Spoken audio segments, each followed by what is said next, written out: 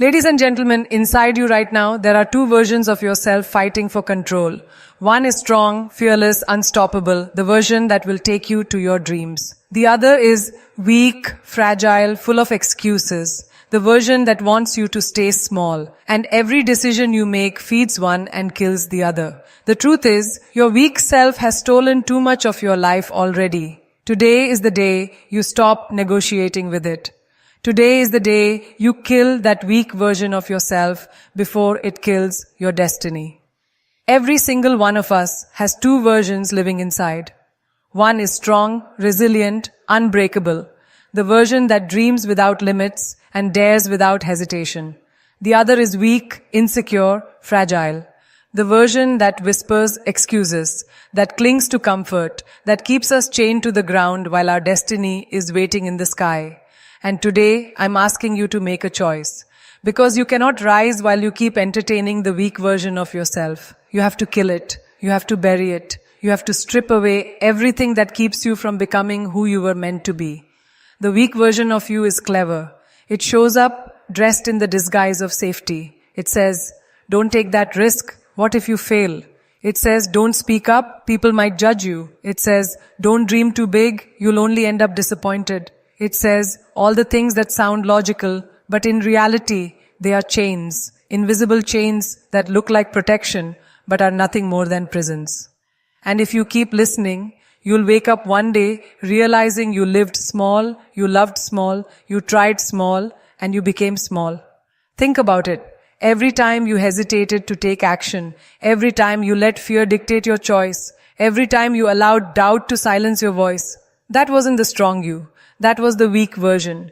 And if you're honest, that weak version has stolen more from your life than any failure ever could. Failure at least teaches. Failure builds resilience. But weakness only robs. It robs you of time, of confidence, of opportunity, of your power. That's why it cannot be managed, cannot be negotiated with, cannot be tolerated. It has to be destroyed. And destroying it is not comfortable. It requires you to look in the mirror and admit, yes, I've been small. Yes, I've played safe. Yes, I've let myself down. But then you make a vow that from this day forward, you will no longer be the victim of your weaker self. You will no longer feed it with excuses. You will no longer let it whisper lies in your head. You will starve it until it dies. You see, life will not reward the weaker version of you. The world doesn't open its doors to hesitation. The world doesn't respect people who constantly second-guess themselves. The world bends only for those who have the audacity to demand more, to walk into the room with unapologetic confidence, to take up space like they belong there. And guess what? You do belong there. But your weaker version has convinced you otherwise. That weaker self tells you, stay quiet, don't shine too bright, don't dream too loud. But that's a lie. Because if you dim your light to make others comfortable, you are betraying your purpose. And the truth is, no one ever remembers the people who played it safe. They remember the ones who risked it all, who broke the mold, who refused to settle. If you want to live a life that matters, you can't do it by nurturing your weak self. You can only do it by killing it. So how do you do that? You do it by choosing discomfort every single day. By choosing discipline over laziness. By choosing action over hesitation, by choosing courage over fear. You wake up and do the thing that scares you. You take the risk that makes your stomach twist.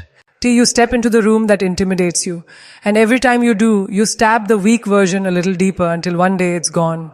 But here's the thing, the weak version of you never really disappears forever. It waits, it lurks, it looks for moments of exhaustion, heartbreak, failure, rejection, moments when you're vulnerable. And in those moments, it will try to crawl back. That's when you remind yourself that you've come too far to let it win.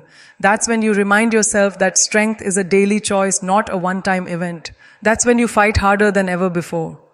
Because strength is not inherited, it is built.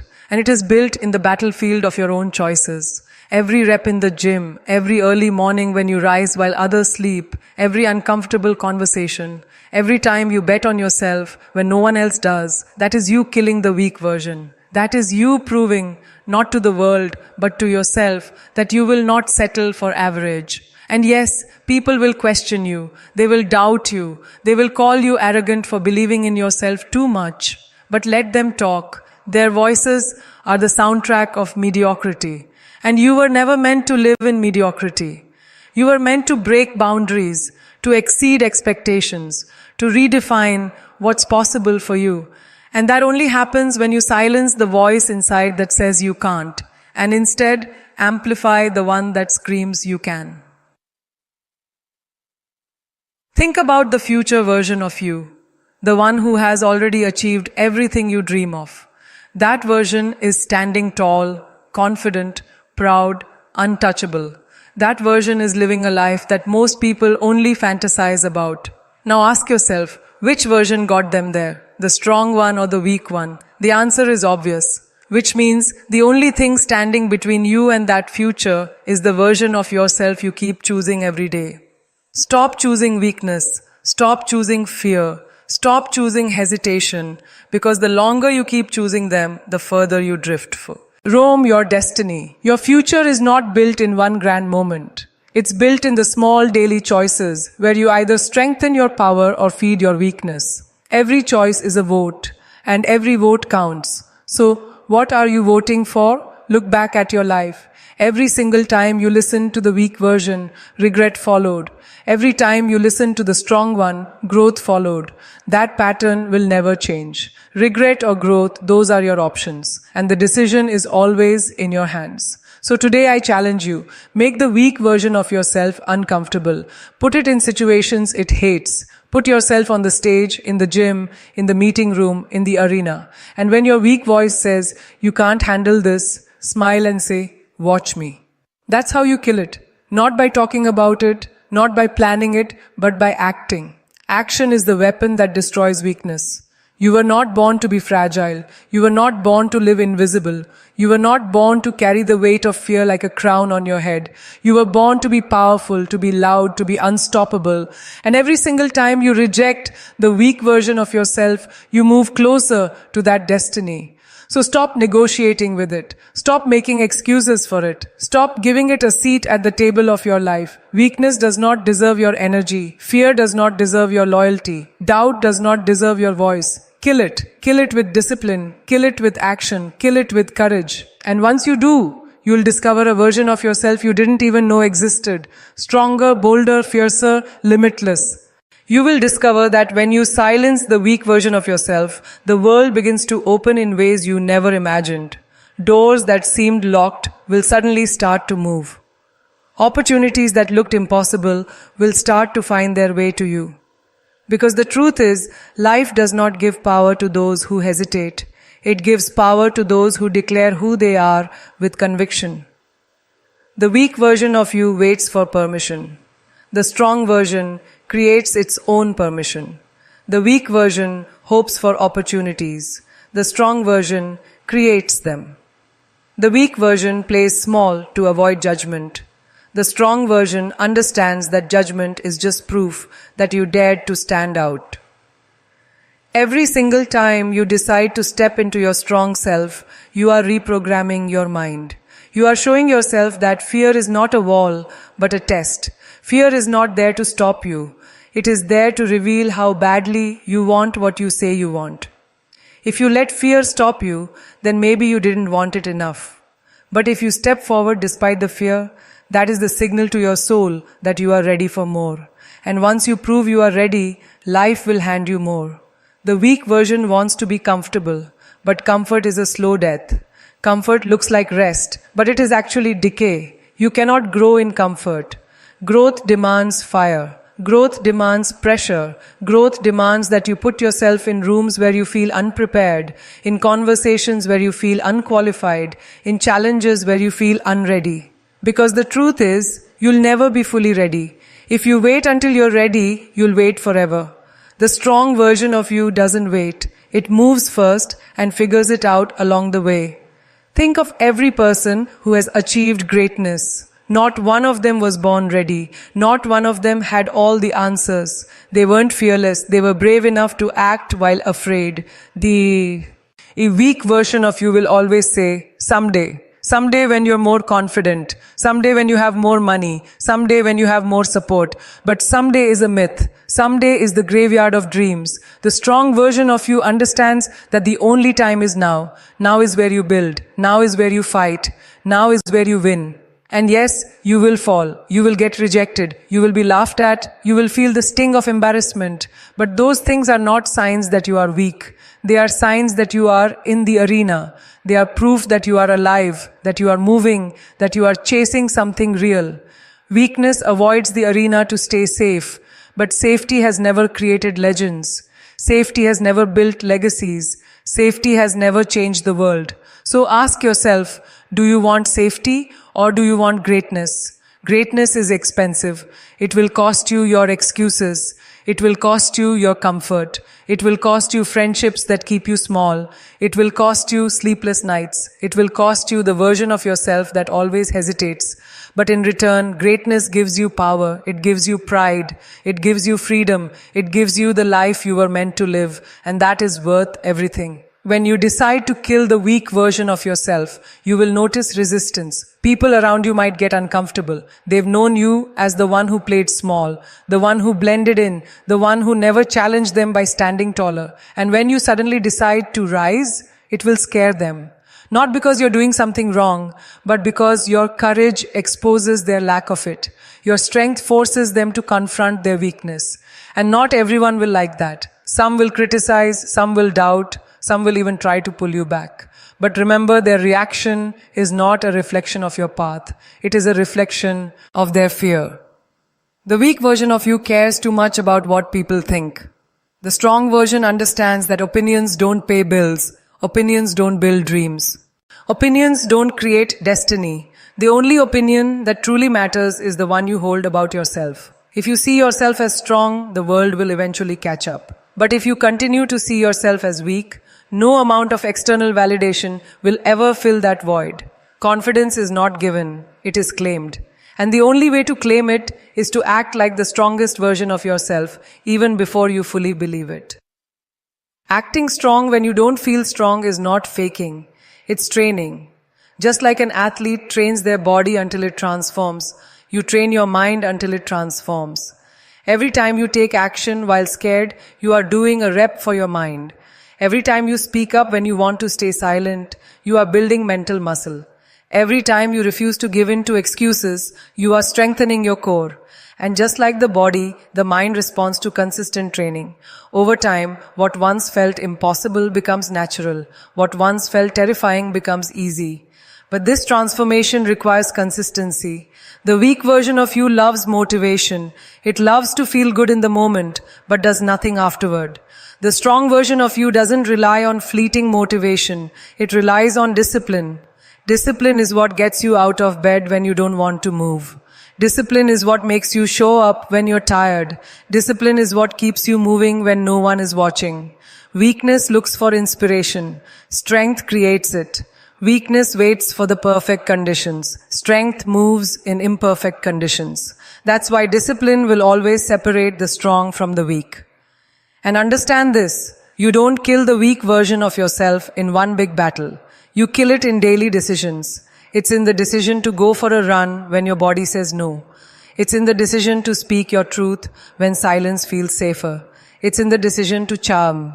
See the dream even when the outcome is uncertain. Small choices, repeated over time, create transformation. You don't need to slay the dragon all at once. You kill it one cut at a time. The weak version is sneaky. It will come dressed as logic, telling you that you're just being realistic. But reality is shaped by the bold, not the timid. Every invention, every breakthrough, every revolution was created by someone who refused to listen to the weak voice of realism. The strong version of you dares to be delusional, dares to believe in things that don't exist yet, dares to imagine a life that looks impossible today. Because what is impossible? Impossible is just a label for things that haven't been done yet. And you were not put here to recycle mediocrity. You were put here to create new realities. And let me tell you something. There will always be a fight between these two versions inside you. Every morning when you wake up, the weak version will whisper, stay in bed. And the strong version will whisper, get up. When you face rejection, the weak version will say, see, you're not good enough. The strong version will say, this is proof you're in the game. When you fail, the weak version will say, quit now, it's safer. The strong version will say, try again, you're closer than you think. This battle never ends. But the side you feed is the side that wins. Feed your strength. Feed it with courage, with discipline, with relentless action. And starve your weakness. Refuse to give it your time, your energy, your belief. The weak version of you is not your friend. It is your enemy disguised as comfort. And if you're not careful, it will steal your entire life. You have to remind yourself every single day that the weak version of you is always waiting for a moment of weakness to sneak back in. It doesn't disappear just because you had a powerful day yesterday. It doesn't vanish because you pushed yourself once. It lingers, it hides, and it waits for you to drop your guard. That's why growth requires constant vigilance. You have to protect your mind the way a warrior protects a battlefield. Because that's exactly what it is. Your thoughts are the front line of this war, and whichever version of you dominates that space will dominate your life. The weak version of you loves comfort, and the dangerous thing about comfort is that it doesn't scream. It whispers. It comes quietly, slowly convincing you to delay your dreams by one more day, to push your goals one more week, to take the easy route just this once. And before you know it, a year has gone by, then 2, then 5. And you look in the mirror wondering where the time went.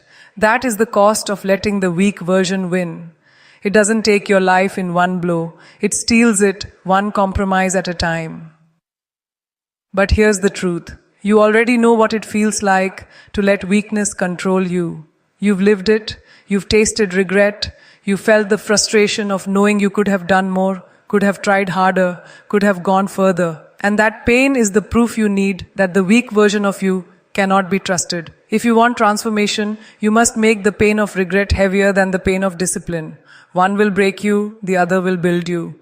The strong version of you doesn't need permission to rise. It doesn't wait for the perfect plan. It doesn't demand guarantees. It understands that greatness is never given. It is seized. And seizing requires you to be bold enough to step forward into the unknown.